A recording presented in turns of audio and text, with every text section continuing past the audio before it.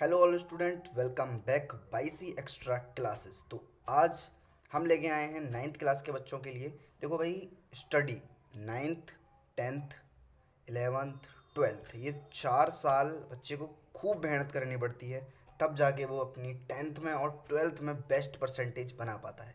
तो भाई नाइन्थ से अगर आप सब्जेक्ट्स पे ध्यान दोगे, सब्जेक्ट की गरिमा को समझोगे, हिंदी, इंग्लिश, या ऐसे नहीं सोचोगे कि भाई हिंदी तो बहुत ज़्यादा सरल होती है, इसकी कोचिंग की ज़रूरत नहीं पड़ती है, या इंग्लिश की नहीं पड़ती है, या ऐसे सोचोगे तो भाई आपका काम बिल्कुल भी नहीं चलेगा।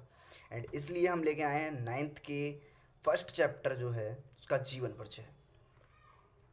रैदास जी का जो जीवन परिचय है, जिन्हें रविदास भी कहा जाता है, उनका जीवन परिचय लेके आए हैं हम आज।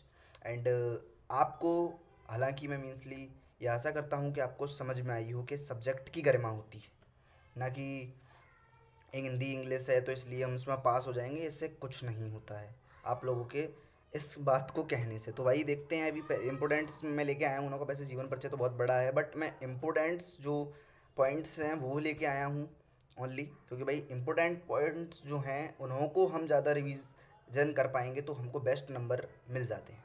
एंड देख सकते हो आप, ये जीवन परिचय है इन्हों का। भक्ति काल के प्रसिद्ध निगुण कवि रैदास जी का जन्म तो 1300 सन 1388 ईस्वी में उनका जन्म हुआ था, ठीक।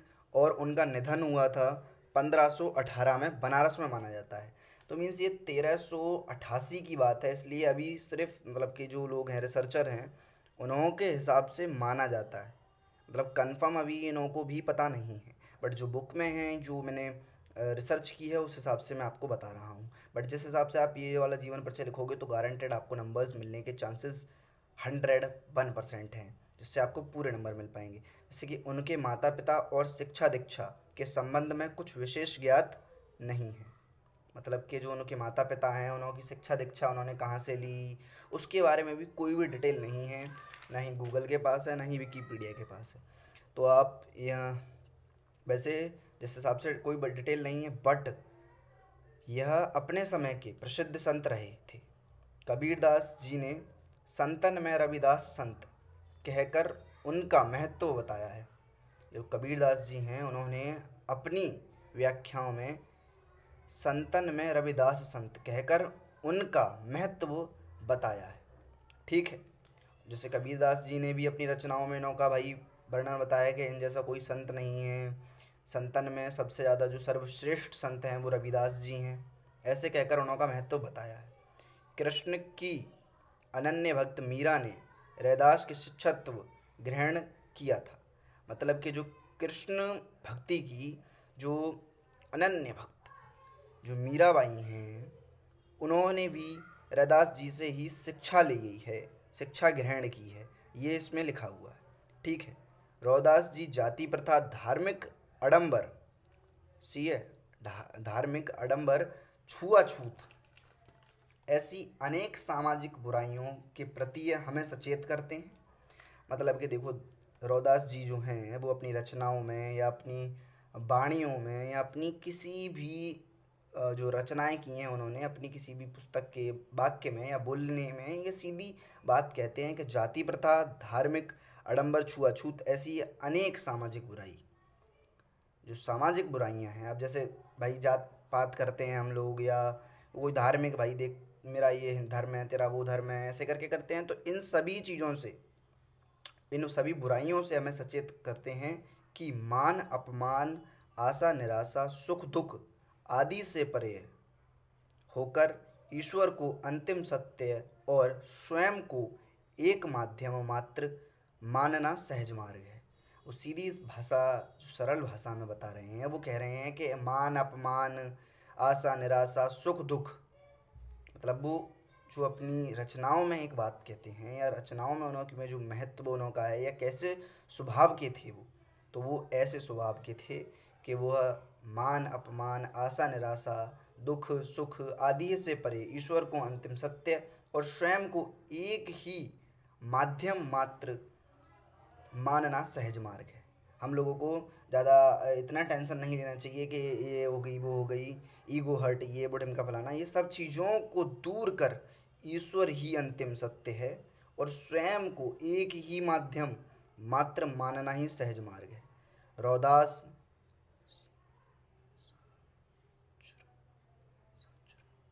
रौदास शास्त्र नहीं थे, किंतु वह उनका ज्ञान अनुभव बहुत विस्तृत व व्यापक है।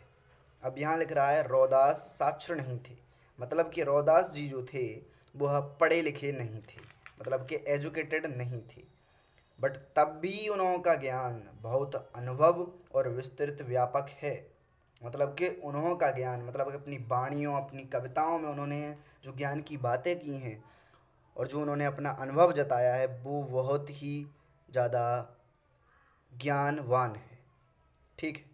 मध्ययुगीन संतों में वे अपनी विनम्रता, ईश्वर के समक्ष संपूर्ण समर्पण, अभिमान रहित व्यक्तित्व और अपने कर्म के प्रति पूरी निष्ठा के कारण वशिष्ठ हैं।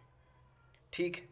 अब मतलब कि रौदास जी, ये पहली बात तो ये मैंने यहाँ तक आपको समझा दिया था व्यापक। मध्ययुगीन संतों में मतलब कि जो हमारे पुराने संत हैं उन सबों में वे अपनी जो मतलब कि विनम्रता, मतलब कि अपने सरल स्वभाव के कारण और विनम्र वाणी के कारण, मतलब कि ऐसी भाषा का प्रयोग करते थे वो जो विनम्र थी, ज़्यादा कठोर भाषा का प्रयोग नहीं करते थे। जैसे कि मान लीजिए बहुत सारे संत थे ऐसे, जैसे परशुराम थे, वो एकदम कड़ा ईगो हर्ट हो जाता उनका, बट वह ऐसे स्वभाव के संत नहीं थे। मतलब कि देखो भाई, अपनी हर किसी ना किसी व्यक्ति की क्वालिटी होती है भाई, इसीलिए। एंड वह मध्ययुगीन संतों में ईश्वर को संपूर्ण समर्पण, ईश्वर में सदैव संपूर्ण समक्ष, मतलब कि मान लो उनकी भक्ति में दिन भर लीन रहना, नाम जप करना, जैसे हमारे प्रेमानंद जी महाराज हैं, सही। अभिमान रहित व्यक्तित्व, ठीक है, अभिमान रहित व्यक्तित्व और अपने कर्मों के प्रति पूरी निष्ठा के कारण वह वशिष्ठ है। मतलब जो उनके कर्म हैं उन्हों के प्रति है पूरी निष्ठा। अब मान लीजिए वह संत हैं तो संत प्रवृत्ति से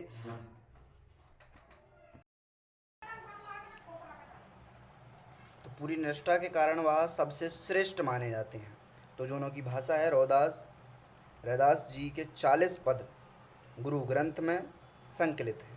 मतलब जो गुरु ग्रंथ पुस्तक है उसमें इन्हों के 40 पद हैं। ठीक है। वे सरल प्रभावमीय और व्यंजक ब्रज भाषा का प्रयोग करते थे।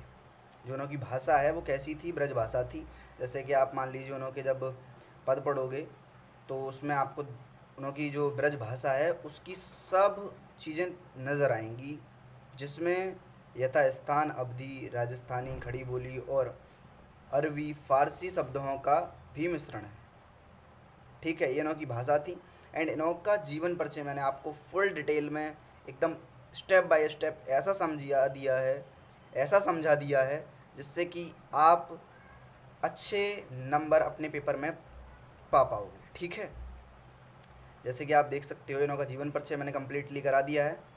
एंड अब आते हैं कुछ जो महत्वपूर्ण हमारे जो क्वेश्चन आंसर्स हैं। बट ये आप देख सकते हो इस पर पानी की बूंद गिर गई है पेपर पे, इसलिए थोड़ा सा ख़राब हो गया है।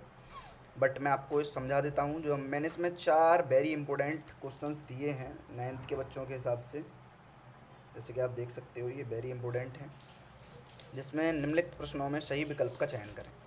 तो आपने ये पूरा जीवन परिचय पढ़ा भाई, इसमें आप देख सकते हो बहुत सारी डिटेल्स, मतलब कि इनों का जो जन्म हुआ था, इनों का जो निधन हुआ था, बट इनों की शिक्षा दीक्षा के बारे में, इनके माता पिता के नाम वगैरह से कोई भी संबंधित जानकारी अभी नहीं मिल पाई है। एंड जिस हिसाब से आपने ये पूरा जीवन परिचय पढ़ा उसमें से ही मैंने इनों के लिए 4 इंपॉर्टेंट प्रश्न निकाले हैं। जैसे कि आप देख सकते हो रैदास जी का जन्म कब हुआ था।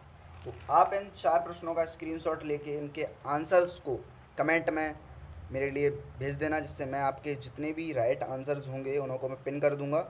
एंड हम मिलते हैं नेक्स्ट एजुकेटेड वीडियो में, तब तक के लिए नमस्कार।